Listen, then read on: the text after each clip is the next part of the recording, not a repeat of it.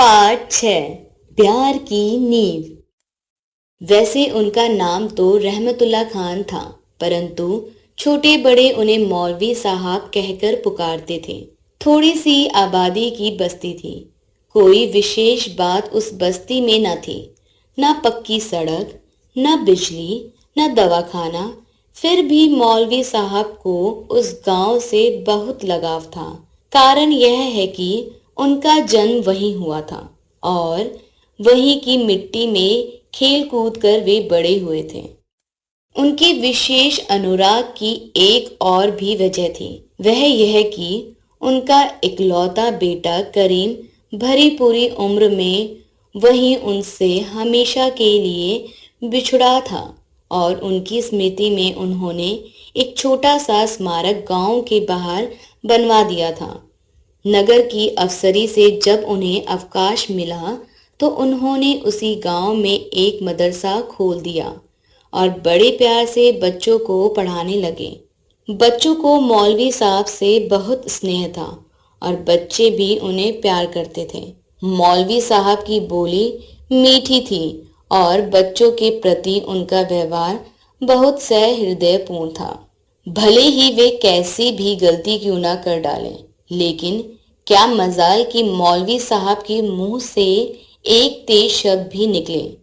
हाथ उठाने की बात तो दूर रही, बच्चों के गुरु होने के कारण वे गांव के आदरणीय और कृपा पात्र बन गए थे।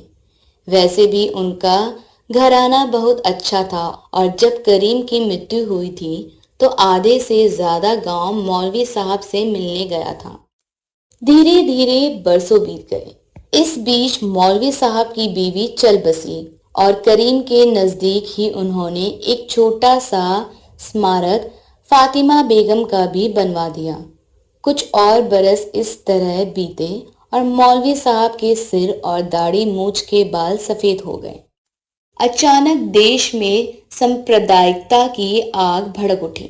चारों ओर मारकाट और लूटपाट के दृश्य दिखाई देने लगे। हर जगह भय और आतंक छा गया। कल तक जो मित्र थे वे दुश्मन बन गए और एक दूसरे की जान लेने पर उतारू हो गए।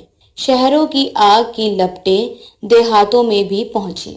मौलवी साहब ने देखा कि उनके गांव का रुख भी बदलता जा रहा है। इससे उन्हें रत्ती भर भी चिंता न हुई। उसी प्यार और मोहब्बत से बच्चों को पढ़ाते और गांव वालों के साथ पेश आते रहे। एक रोज मौलवी साहब खा पीकर चारपाई पर बैठे थे कि मुखिया का लड़का आया। मौलवी साहब ने सहज भाव से पूछा, क्या है बेटा देवी? देवी जोर से रोने लगा। मौलवी साहब आश्चर्यचकित रह गए। उन्होंने देवी को अपनी ओर खींच लिया और उसकी पीठ थपथपाते हुए बोले, इतना दुखी होने की क्या बात है बेटे? देर तक देवी की हिचकी नहीं बंधी। संभला तो बोला, मौलवी साहब आप यहाँ से चले जाइए। क्यों बेटा? मौलवी साहब ने बिना किसी हिचक के शांत स्वर में पूछा। मैं आपसे हाथ जोड़ता हूँ मौलवी साहब, आप आज ही चले जाइए। मैं आपसे क्या कहूँ? आज गिरधारी लीला और पंचम सवाल कर रहे थे कि क्या सवाल कर रहे थे? देवी के चुप हो जाने पर मौलवी साहब ने पूछा। कहते थे कि एक दिन रात को मौलवी साहब के घर धावा बोल दो और उन्हें आगे देवी को कुछ कहने की जरूरत न थी। मौलवी साहब सब समझ गए।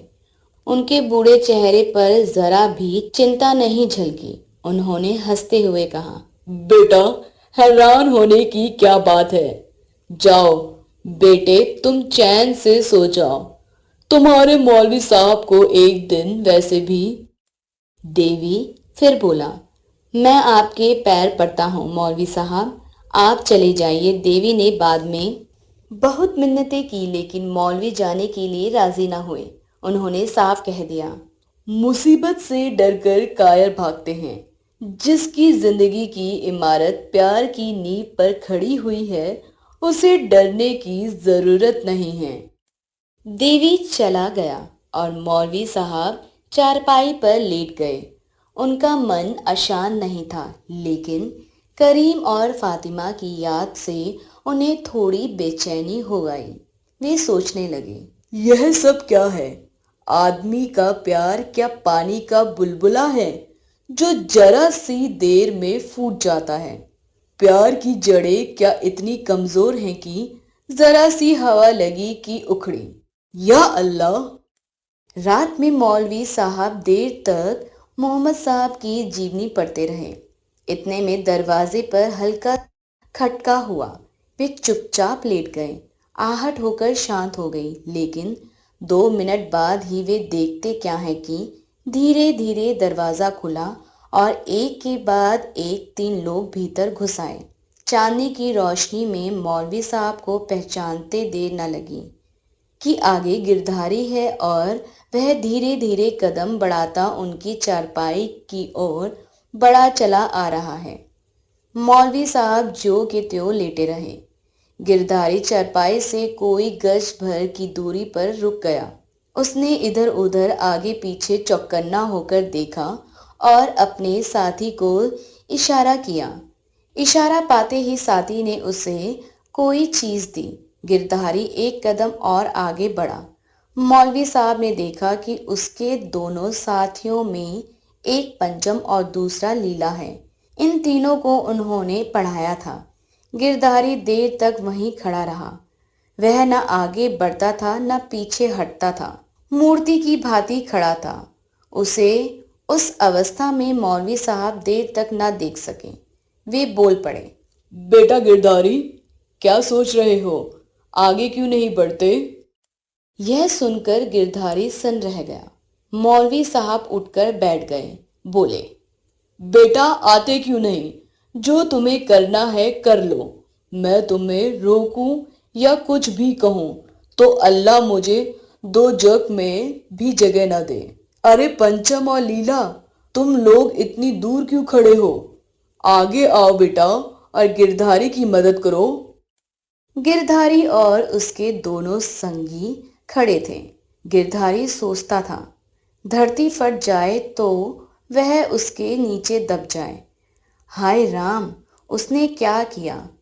अपने मौलवी साहब का अनर्थ करने की बात सोचने से पहले वह मर क्यों नहीं गया?